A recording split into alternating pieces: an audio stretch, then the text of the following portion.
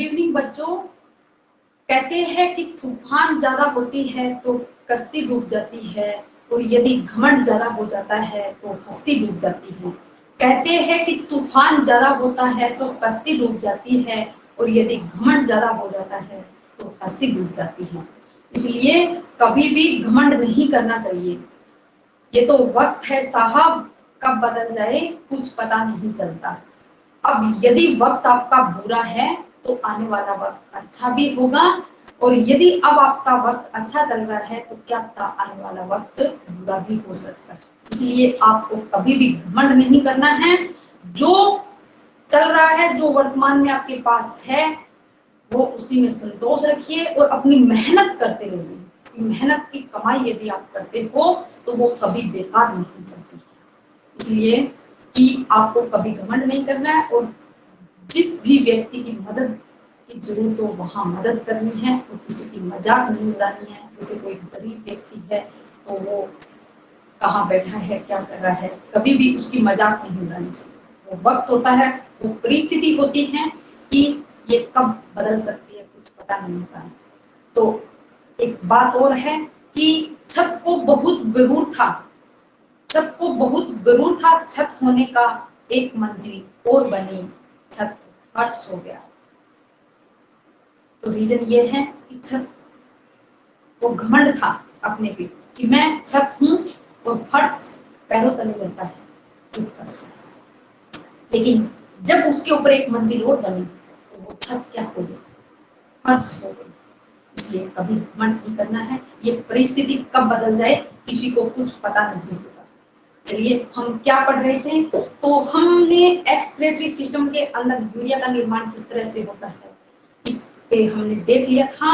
तो उसके बाद हम जो पहले का लेक्चर था उसके अंदर हमने देखा कि जो यूरिन का निर्माण है वो आपका 3 कंडीशन या 3 परिस्थितियों से होता है या 3 स्थितियों के अंदर होता है। हमने देखा कि परागनिषेधन, अल्ट्रा फिल्ट्रेशन। ये क्या है, अल्ट्रा फिल्ट्रेशन।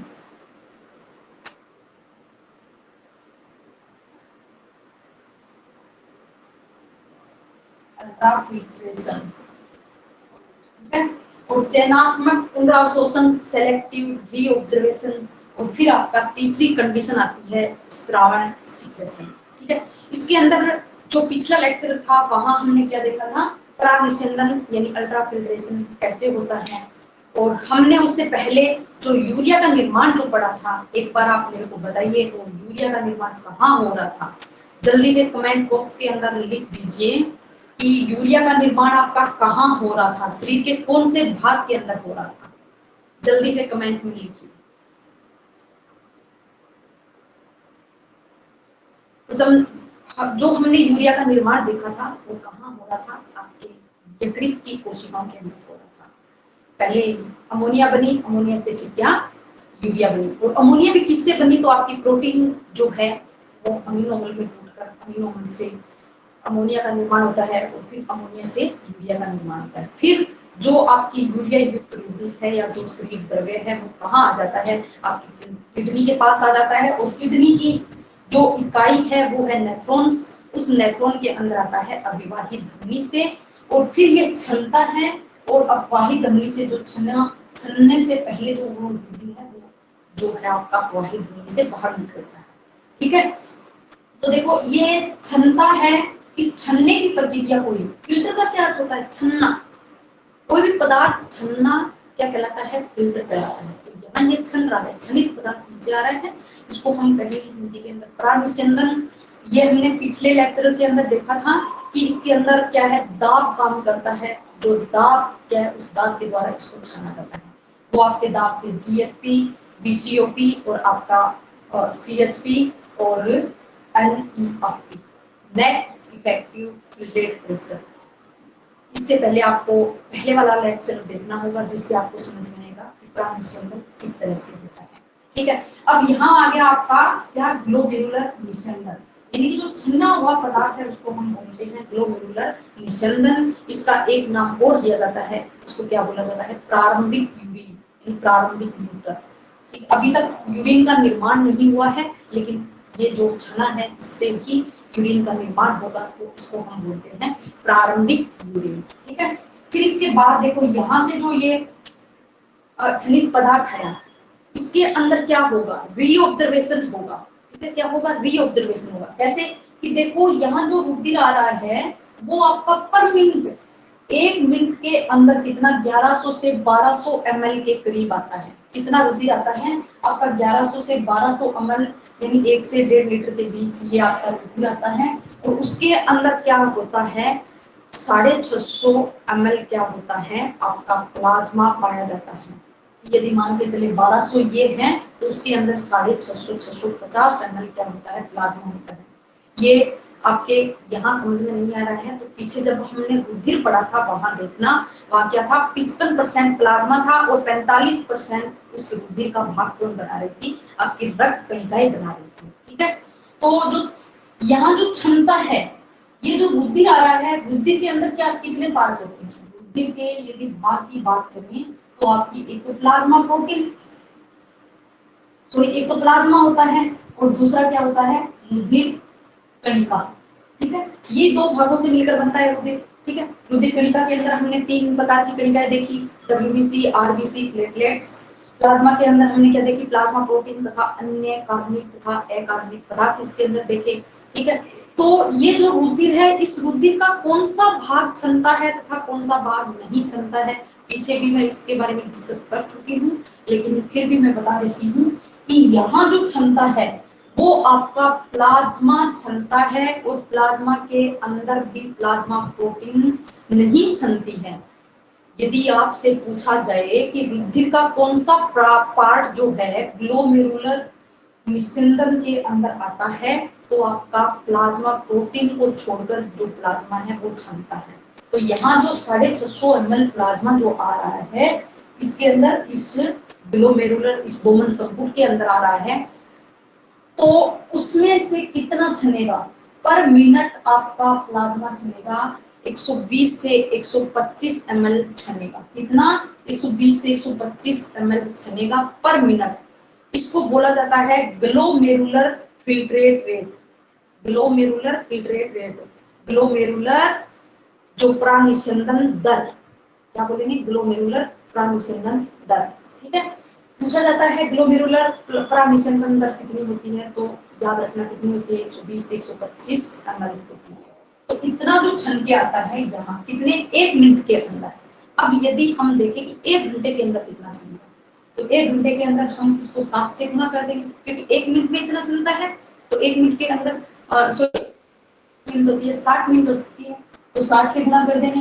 फिर यदि हम पूरे दिन की बात करें, यानी पूरे दिन के अंदर कितने, 24 घंटे की यदि बात करें, तो इसको फिर हम आगे 24 से गुना और कर देंगे, या 24 घंटे की करेंगे तो 120 इंटू 60 इंटू 24 या 125 भी हो सकता है। इसको यदि गुणा करेंगे तो हमारे पास आएगा 180 लीटर के करीब। ये ml के अंदर है, ये मिलीलीटर के अंदर है, और ये यहाँ मैंने क्या लीटर के अंदर लिखा है, तो ये कितना होगा, 180 लीटर क्षमता है। अब आप सोचोगे मैडम पगला गए हो क्या, 180 लीटर एक दिन के अंदर यदि ये क्षमता है रुधिर, तो हमारे शरीर का वेट कितना होगा, कितना वेट होगा, ऐसा नहीं है। ये पूरे दिन के अंदर 180 क्षमता है, तो हर मिनट हर सेकंड के अंदर जो आपका रीऑब्जर्वेशन हो रहा है, वापिस से आपका जा रहा है रुधिर, वो आगे जाकर कहाँ, कोशिकाओं के अंदर जाता है, और कोशिकाओं के अंदर जाकर जो रीऑब्जर्वेशन ग्लूकोज, कैल्शियम, सोडियम इनका होता है, वो आगे जाकर क्या है, इससे ऊर्जा के रूप में, ऊर्जा बनाने में उपयोग में ले लिया जाता है। श्वसन की क्रिया होती है कोशिकाओं के अंदर, वहां ग्लूकोज को तोड़ा जाता है ऑक्सीजन की उपस्थिति में, जिससे क्या है, हमारे शरीर का वेट का नियमन बना रहता है। लेकिन यहाँ हम 180 लीटर देते हैं, टोटल कितना छनके जा रहा है। ठीक है, तो देखो यहाँ 180 लीटर छनके आता है, लेकिन ये 180 लीटर लास्ट में यूरिन नहीं बनाता, अंत में यूरिन कितना बनाता है, 1 से 2 लीटर यूरिन बनता है। पूरे 24 घंटे की यदि बात करें, 1 से 2 लीटर या 2.5 लीटर भी बन सकता है, इतना यूरिन हमारे शरीर के अंदर बनता है।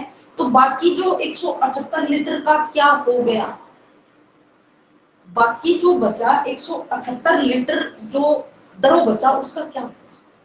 उसका क्या होता है? उसका होता है चयनात्मक पुनरावशोषण, सेलेक्टिव रीऑब्जर्वेशन। और वो कौन करती है? पीसीटी, हेनरी का लूप और डीसीटी। ठीक है, तो देखो यहाँ जो निस्यंदन आया उससे पीसीटी के अंदर क्या होगा? रीऑब्जर्वेशन होगा, यानी कि इसके अंदर जो उपयोगी पदार्थ आ गए, यानी निकालना तो चाहिए था कौन सा? अनुपयोगी पदार्थ, हानिकारक पदार्थ निकालने चाहिए थे, लेकिन इस छनित्र के द्वारा कुछ उपयोगी पदार्थ भी आ जाते हैं इसके अंदर। फिर इन उपयोगी पदार्थों को क्या किया जाता है? ये जो आपकी पीसीबी है ये बाहर निकालती है, बाहर निकालती है तो यहाँ पास में ही क्या बैठी रहती है? ये केशिकाएं बैठी रहती है जो उसको एब्जॉर्ब कर लेती है, ये ऑब्जर्वेशन कर लेती है। ठीक है, ऑब्जर्वेशन पहले हो चुका है तो यहाँ क्या होगा? रीऑब्जर्वेशन होगा। तो इस तरह से ये परिनलिकीय केशिका का जाल होगा इस पूरे के अंदर, तो यहाँ से ये इसको रीऑब्जर्वेशन कर लेंगे। इसको कहेंगे, इसके चारों तरफ जो केशिका पाई जाती है उसको हम बोलते हैं वसा रेक्टा। पहले भी मैंने बताया क्या बोलते हैं उसको? वसा रेक्टा बोलते हैं। ठीक है, तो पीसीटी के अंदर आपको याद रखना है रीऑब्जर्वेशन में क्या होगा? ग्लूकोज का होगा, कैल्शियम का होगा, सोडियम का होगा और पोटेशियम का होगा, जल और क्लोराइड आयन का होगा। ये इतने पदार्थ यहाँ क्या होंगे? रीऑब्जर्वेशन होंगे। और कुछ मात्रा में क्रिएटिनिन तथा अमीनोमल भी यहाँ रीऑब्जर्वेशन होते हैं, मूलक मात्रा में होता है। मुख्य यही है पदार्थ, आपको यही याद रखना है। तो देखिए ये यहाँ मैंने लिखा है कि ग्लूकोज, कैल्शियम, सोडियम और जो पोटेशियम है, ये ग्लूकोज, कैल्शियम, सोडियम और पोटेशियम, इनका क्या होता है? सक्रिय रीऑब्जर्वेशन होता है। और जल तथा क्लोराइड आयन है उसका क्या होता है? निष्क्रिय होता है। ये क्या है? सक्रिय और निष्क्रिय, ये परिवहन है जो मैंने पहले भी बता चुकी हूँ कि सक्रिय क्या होगा? कि जब कोई भी द्रव उच्च सांद्रता से निम्न सांद्रता की ओर आएगा तो उसे तो हम क्या कहेंगे? निष्क्रिय परिवहन कहेंगे। और जब कोई भी पदार्थ उच्च निम्न सांद्रता से कहाँ आ जाए? उच्च सांद्रता की ओर आ जाए, निम्न सांद्रता से उच्च सांद्रता की ओर आ जाए तो उसे हम क्या कहेंगे? सक्रिय परिवहन कहेंगे। तो देखो जब निम्न से उच्च की तरफ जाती है तो वहां ऊर्जा की आवश्यकता होती है। ठीक है, जैसे इसका एग्जाम्पल देखो कि आपको पहाड़ पे चढ़ना है, आपके पास स्कूटी है। ठीक है, अब पहाड़ पे चढ़ना है, स्कूटी ऐसे तो नहीं जा सकती, उसको उसके अंदर क्या है? तेल की खपत करनी पड़ेगी, उसको स्टार्ट करके उसको तेल की खपत करनी पड़ेगी। यानी कि निम्न से उच्च की ओर जा रहे हैं, निम्न सांद्रता से उच्च सांद्रता की ओर जा रहे हैं, तो हम क्या कर रहे हैं? ऊर्जा की खपत कर रहे हैं। ठीक है, तो वो कौन सा होगा? सक्रिय। ठीक है, सचेत रहकर, यानी कि जब तेल की खपत हो रही है तो वो सक्रिय परिवहन है। और जब आपको बोला जाता है पहाड़ से वापस नीचे आओ, वो स्कूटी है आपके पास, पहाड़ से जब नीचे आना है तो क्या आपको तेल की खपत करने की आवश्यकता होगी? अगर कोई मर्जी से कर रहा है वो अलग बात है, लेकिन आप यदि पहाड़ से सीधा भी स्कूटी को देख के सीधा भी आ सकते हैं, तो वो परिवहन क्या हुआ? वो निष्क्रिय परिवहन हो गया। कैसा? कि उच्च सांद्रता से निम्न सांद्रता की ओर आना, उच्च सांद्रता से निम्न सांद्रता की ओर परिवहन जब होगा तो वो क्या होगा? आपका निष्क्रिय परिवहन होगा। इस तरह से आप इस पहाड़ के एग्जाम्पल को देख के याद रखना। ऊपर पहाड़ पे जाना है तो यहाँ नीचे, नीचे का क्या अर्थ है? नीचे का निम्न सांद्रता और ऊपर उच्च सांद्रता, इस तरह से याद रखना।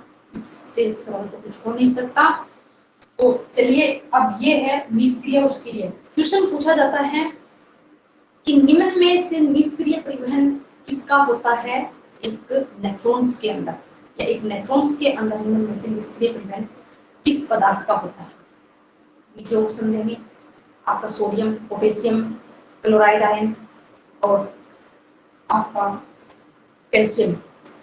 तो बताना है क्या? निष्क्रिय परिवहन। निष्क्रिय परिवहन किसका हो रहा है? क्लोराइड आयन का। फटाक से वहां टिक, इसको करना है क्लोराइड आयन। इस तरह से यदि आपके कंसेप्ट क्लियर है तो उत्तर देने में बिल्कुल भी दिक्कत नहीं आएगी।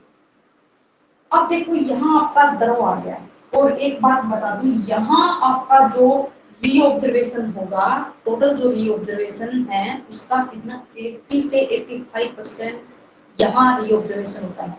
ऐसे पूछा जाता है कि नेफ्रॉन्स के कौन से भाग के अंदर सर्वाधिक पुनरावशोषण की क्रिया होती है, तो आंसर क्या होगा, पीसीटी, समीपस्थ कुंडलित नलिका। फिर देखो यहाँ आते हैं हम हेनले लूप के अंदर, ठीक है। अब देखो हेनले लूप की आरोही भुजा और आरोही भुजा दो भुजा है। दोनों को मैंने बता दिया था कि अवरोही भुजा है वो किसके लिए पारगम्य होती है, उसकी जो ये भित्ति जो है वो क्या है, किसको जाने देगी, सिर्फ जल को जाने देगी, जल के लिए पारगम्य होगी तथा आयंस के लिए क्या होगी, अपारगम्य होगी। तो यहाँ से क्या निकलेगा, जल निकलेगा, और जो आरोही भुजा है वो क्या होगी, आपकी आयंस के लिए तो पारगम्य होगी तथा इसके लिए जल के लिए अपारगम्य होगी। तो याद रखना कि हेनले लूप की जो आरोही भुजा है उसके अंदर तो किसका रीऑब्जर्वेशन होगा, आयनों का रीऑब्जर्वेशन होगा, तथा हेनले लूप की जो अवरोही भुजा है उसके अंदर किसका रीऑब्जर्वेशन होगा, जल का रीऑब्जर्वेशन होगा, ठीक है। बाकी तो लगभग यहाँ हो जाता है, और कुछ मात्रा में जो बचे हुए होते हैं वो यहाँ रीऑब्जर्वेशन हो जाते हैं। फिर कुछ और जो जल तथा आयंस बच गए, या फिर कुछ ऐसी कंडीशन आ जाती है कि कभी कभी आप पानी नहीं पीते बिल्कुल भी, ठीक है, या शरीर के अंदर जल की कमी आ गई, तो उस जल को संरक्षित करने के लिए जो आपकी दूरस्थ कुंडलित नलिका और साथ में संग्रह नलिका भी, जब शरीर के अंदर जल की आवश्यकता होती है तो ये रीऑब्जर्वेशन करवाती है। इस तरह से देखो इसके अंदर H2O तथा आयंस दोनों का रीऑब्जर्वेशन होगा। ये किसके लिए पारगम्य होती है, आपके जल तथा आयंस दोनों के लिए पारगम्य होती है, कौन, डीसीटी। ये जो जल होगा इसका रीऑब्जर्वेशन होगा वो एंटी डायूरेटिक हार्मोन पे निर्भर करेगा। ये जो एंटी डायूरेटिक हार्मोन है ये ही करवाएगा रीऑब्जर्वेशन किसका, जल का। ये क्या है एंटी डायूरेटिक हार्मोन, तो ये आपकी पीयूष ग्रंथि जो है वहां से रिलीज होता है। इसको वैसोप्रोसिन हार्मोन भी बोला जाता है, या इसको प्रतिमूत्रलता हार्मोन भी बोला जाता है। वो कैसे, हम आगे डिस्कस करेंगे, ठीक है।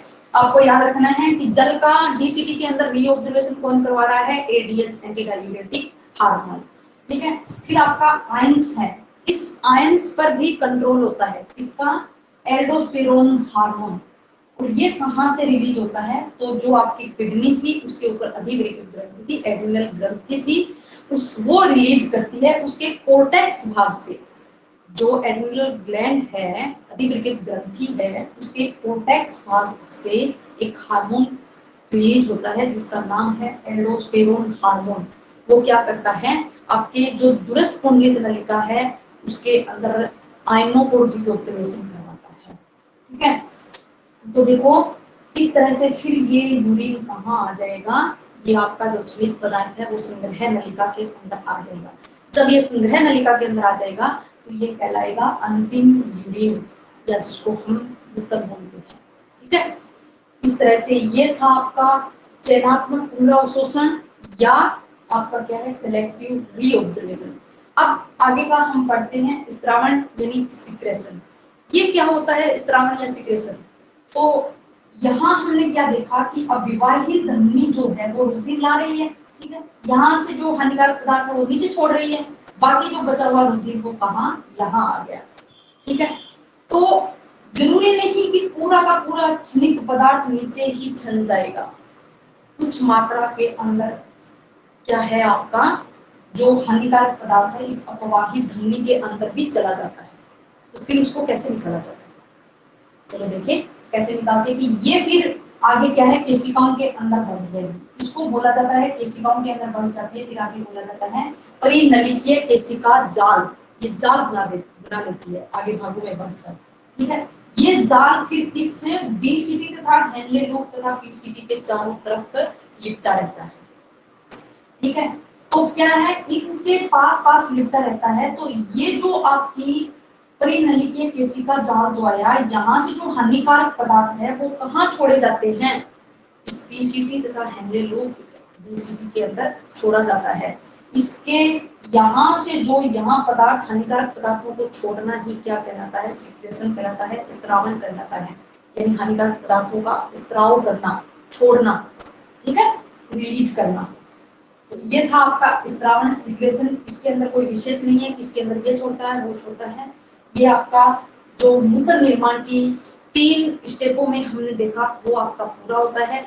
अब एक और चीज आती है कि सांद्रता का क्वेश्चन पूछा जाता है नीट और कॉम्पिटिटिव तथा अन्य लैब सिस्टम अन्य एग्जामों के अंदर भी पूछा जाता है कि जो नेफ्रॉन्स है उसके कौन से भाग के अंदर कितनी सांद्रता पाई जाती है। ठीक है, तो वो हम देखते हैं किस तरह से। हमारा जो शरीर द्रव्य है, शरीर द्रव्य कहूं तो कि हमारे शरीर के अंदर क्या परिसंचरण कर रहा है, रक्त रुधिर, वही क्या है हमारा शरीर परिद्रव्य। उस रुधिर के अंदर जो उपयोगी पदार्थ है वो भी होते हैं और हानिकारक पदार्थ वो भी होते हैं। ठीक है, जल भी होता है, सबसे अधिक मात्रा में जल पाया जाता है। उसके बाद अन्य प्लाज्मा प्रोटीन रुधिर कणिकाएं इस प्रकार की ये पाई जाती है, उसको बोला जाता है शरीर द्रव्य। तो ये जो शरीर द्रव्य है उसकी सांद्रता कितनी होती है वो औसतन मान के चलते हैं 300 मिली ओस्मो पर लीटर। कितनी होती है? 300 मिली ओस्मो पर लीटर।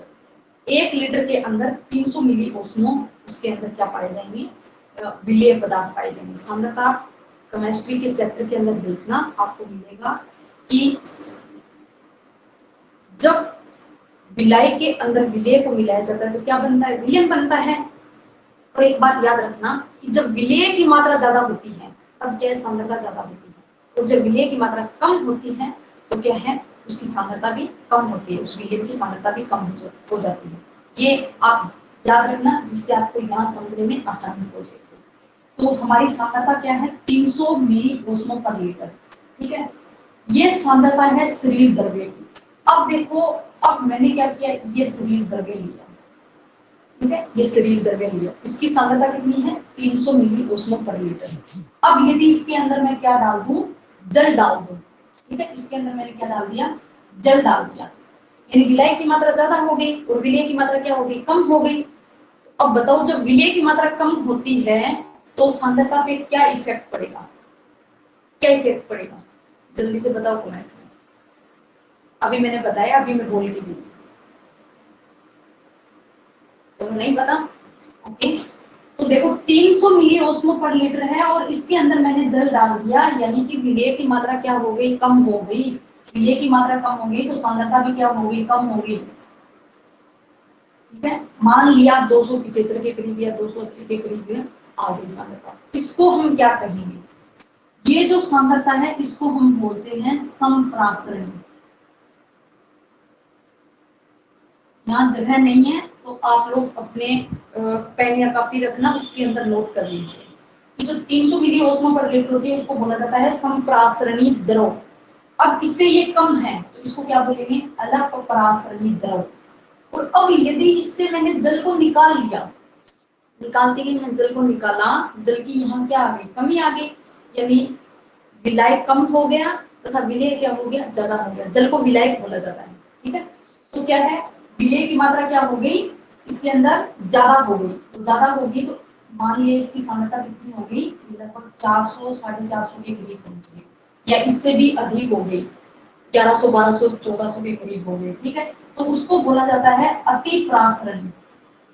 क्या बोलेंगे, अति प्रासरणी द्रव।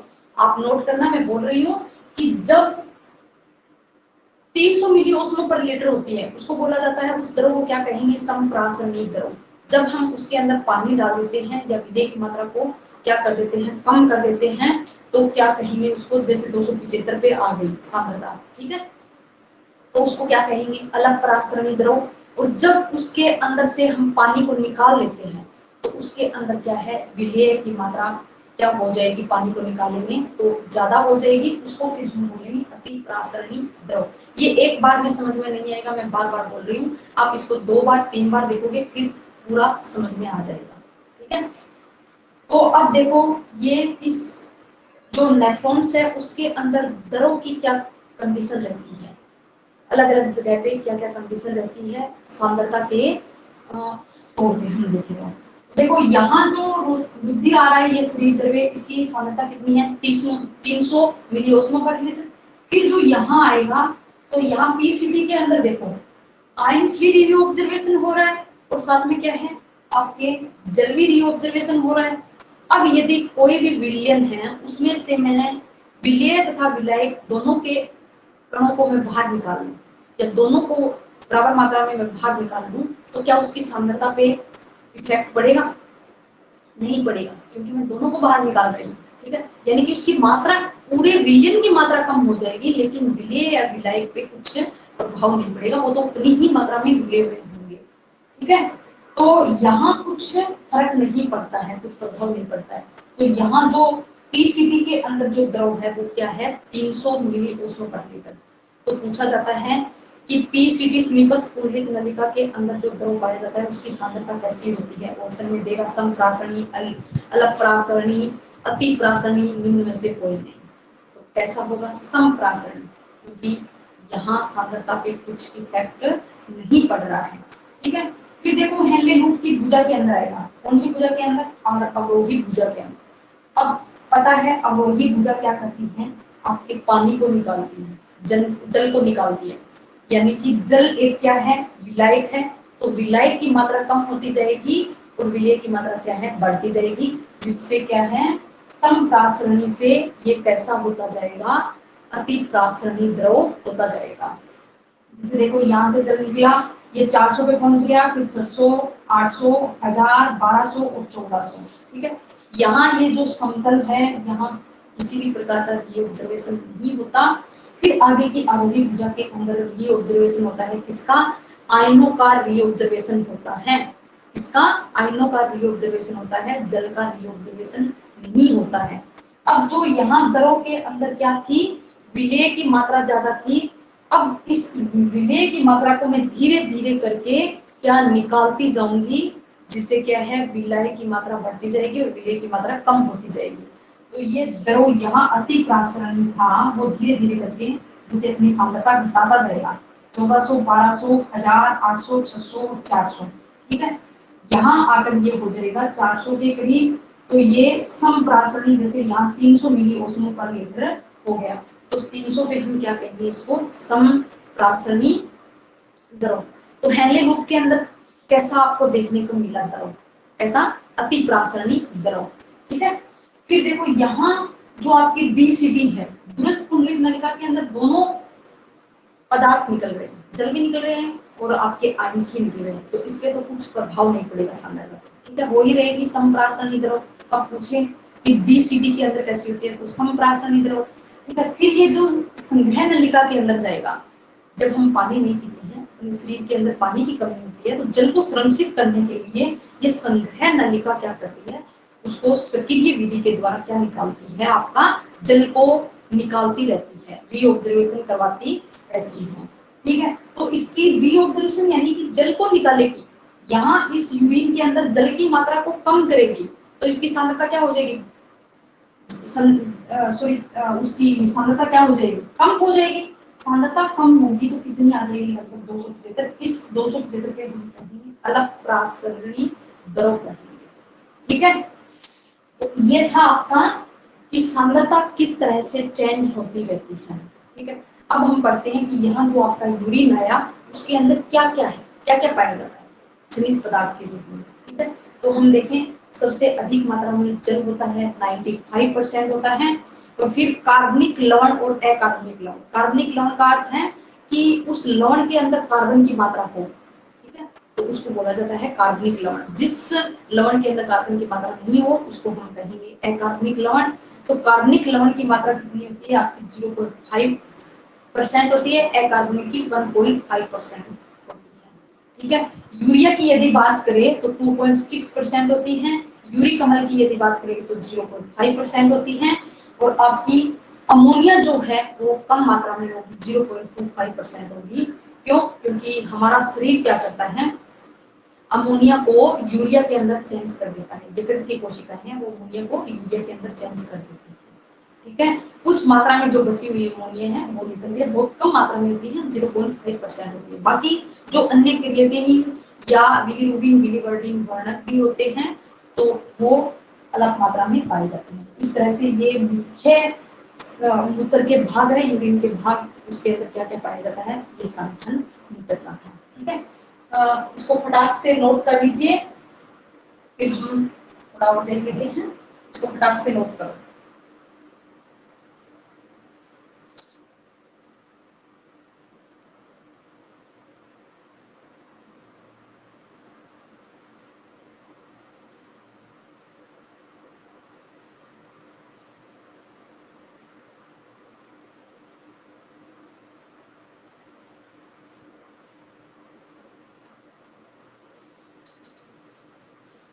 अब हम देखेंगे कि इस पूरी नेफ्रॉन्स की जो कार्य की है उसका नियमन कौन कर रहा है, नियंत्रण कौन कर रहा है।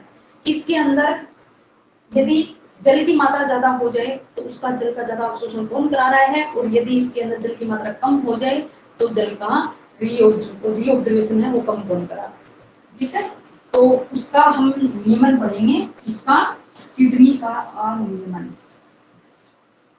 किडनी का नियमन कौन करता है।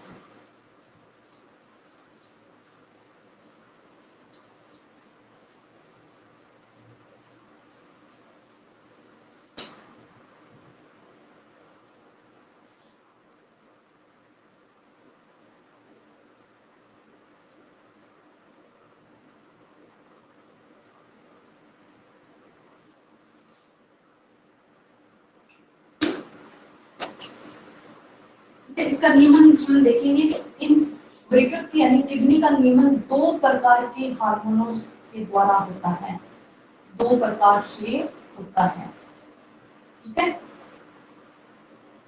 दो प्रकार से कैसे होता है, एक आपका होता है एडीएच एंटी डायूरेटिक हार्मोन, दूसरा आपका है जेजीए जेक्स्ट्रा ग्लोमेरुलर कार्य। ठीक है, ये हम देखेंगे कि हमने नेफ्रॉन्स के प्रकार के अंदर देखे थे कि एक तो आपका क्या था जो बलकुट बेलकुट नेफ्रॉन्स था, दूसरा आपका क्या था जेक्स्ट्रा नेफ्रॉन्स। ठीक है, जेक्स्ट्रा नेफ्रॉन्स के अंदर क्या होता है कि पूरे के अंदर क्या होता है, उसके अंदर हेनले लूप लंबा होता है, विकसित होता है, लेकिन बलकुट के अंदर क्या होता है आर्सित होता है या कभी कभी अनुपस्थित भी हो सकता है। जिस नेफ्रॉन के अंदर क्या होता है जो आपका हेनले का रूप अनुपस्थित होता है उसको बोला जाता है एग्लोमेरुलर नेफ्रॉन। ठीक है, तो देखो एडीएच एक तो क्या करेगा, इसका नियंत्रण कौन करेगा, एडीएच एंटी डायूरेटिक हार्मोन, थोड़ा सा हम पढ़े थे लेकिन अब हम इसको विस्तार से पढ़ेंगे। सबसे पहले हम लेके चलते हैं कि एडीएच नियमन कैसे करता है, एंटी डायूरेटिक हार्मोन, इसको क्या बोलते हैं एंटी डायूरेटिक हार्मोन, या इसका दूसरा नाम है वैसोप्रेसिन हार्मोन, या वैसोप्रेसिन हार्मोन या प्रतिमुद्रलता हार्मोन, प्रतिमुद्रलता हार्मोन। ये कौन रिलीज करता है, तो आपकी पीयूष ग्रंथि जो है, ठीक है, पीयूष ग्रंथि का न्यूरोहाइपोफाइसिस, पीयूष ग्रंथि के भी भाग हैं वो हम आगे जब ग्रंथि आएंगे वहां पढ़ेंगे। तो इस ग्रंथि का न्यूरोहाइपोफाइसिस भाग जो है वो इसको क्या करता है, रिलीज करता है, इसको एंटी डायूरेटिक हार्मोन को या वैसोप्रेसिन हार्मोन को या प्रतिमुद्रलता हार्मोन भी बोला जाता है।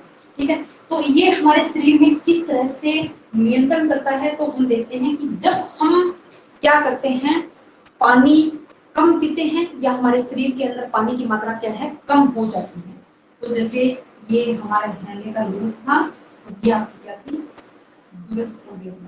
ठीक है, हमने देखा कि यहाँ जो H2O का है वो नियंत्रण कौन कराएगा, आपका एंटी डायूरेटिक हार्मोन, यानी कि इसका अवशोषण करवाएगा, अवशोषण। ठीक है, तो अब देखो जब एंटी डायूरेटिक हार्मोन की कमी हो जाएगी, इस द्रव के अंदर यदि हमारे शरीर के अंदर एंटी डायूरेटिक हार्मोन की कमी हो जाएगी तो इसका रीऑब्जर्वेशन भी क्या हो जाएगा, कम हो जाएगा, यानी जल का पुनः अवशोषण कम हो जाएगा। ठीक है, इसका पुनः अवशोषण कम होगा तो इस यूरिन के अंदर क्या है, यानी मूत्र के अंदर जल की मात्रा क्या हो जाएगी, बढ़ जाएगी। ठीक है, जिससे इस यूरिन का आयतन भी क्या हो जाएगा, बढ़ जाएगा। यूरिन का आयतन बढ़ेगा तो व्यक्ति क्या है, बार बार यूरिन को त्याग करेगा। उसको बोला जाता है प्रतिमूत्रलता, उस रोग को बोलते हैं मूत्रलता, प्रतिमूत्रलता। ठीक है, तो मूत्रलता बोला जाता है, इसलिए इस हार्मोन को बोला जाता है प्रतिमूत्रलता हार्मोन। ठीक है, तो अब ये क्या करता है कि जैसे क्या है, जब आपके शरीर के अंदर क्या है, H2O की कमी होगी, जल की कमी होगी, तो बीपी क्या हो जाएगा। जब मतलब तरल जो द्रव है, शरीर का द्रव है, मान लिया ये आपके शरीर का द्रव है, यानी इसके अंदर क्या कर दी मैंने, जल की कमी कर दी, H2O को निकाल दिया, जल को मैंने बाहर निकाल दिया, तो इसकी सांद्रता पे क्या इफेक्ट पड़ा, इसकी सांद्रता क्या होगी, यानी कि हम विलायक को निकाल रहे हैं तो सांद्रता क्या होगी, बढ़ गई।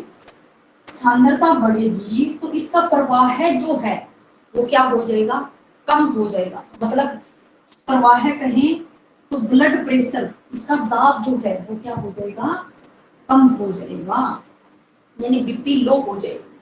आई बात समझ में, दोबारा से देखो, नहीं समझ में तो, यानी कि ये है आपका शरीर द्रव्य, ये क्या है, शरीर द्रव्य, ब्लड।